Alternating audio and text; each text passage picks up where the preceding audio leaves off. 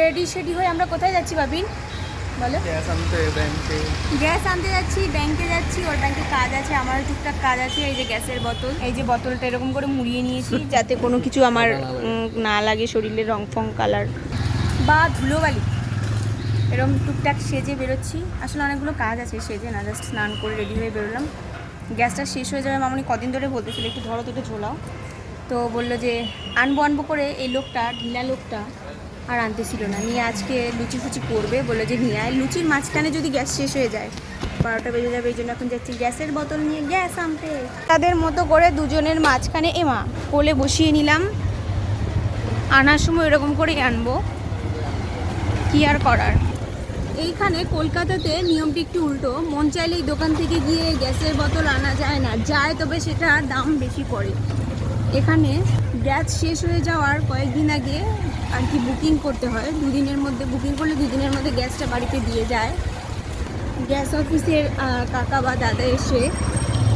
আর সব থেকে বড় কথা, এখানে সবার বাড়িতেই দুটো করে সিলিন্ডার থাকে, দুটো বড়ও থাকে বা একটা বড় একটা ছোটো। একটা শেষ হয়ে গেল, একটা ছোটো লাগিয়ে দিল, তারপর আবার অর্ডার করলো, দুদিনের মধ্যে চলে এলো। এই হলো এখানকার ব্যাংক। হাওয়া, এই তো ব্যাংক, পাঞ্জাব ন্যাশনাল ব্যাংক। আর এটা হচ্ছে এটিএম। তো এখন ব্যাংকে যাবে। দাও আমাকে ব্যাগটা দাও, ব্যাংকে একটা টুকটাক কাজ আছে, করবে। কাজটা হয়ে গেছে, কালকেই হয়ে গেছে। উনি কল করতে ভুলে গেছিলো, বলো সন্ধ্যা হয়েছে, হ্যাঁ রাত হয়ে গেছিলো। নিয়ে সেখান থেকে দুটো কচুরি খেলাম। কচুরি তরকারি পছন্দের দোকান থেকে। সকালবেলা কিছু খাওয়া হয়নি দুজনেরই, তাই ভাবলাম খেয়ে নিই। লেবু কিনবো, কিন্তু দোকানদার কাকু নেই, কোথায় গেছে? লেবু দুটো নিলেও 10 টাকা, 4টে নিলেও 10 টাকা, ব্যাপার তো বুঝলাম না।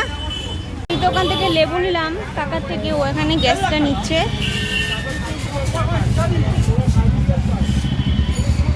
কি করছো? হ্যালো কাকা,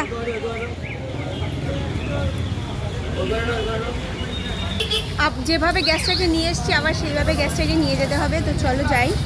বেরোলাম, বেরিয়ে গ্যাসের বোতল রাখলাম, ব্যাংকে গেলাম, কিছু খেলাম, নিয়ে আমার কাপড়টা আয়রন করতে দিলাম, শাড়িটা, লেবু কিনলাম, আবার গ্যাস নিয়ে বাড়ি যাব।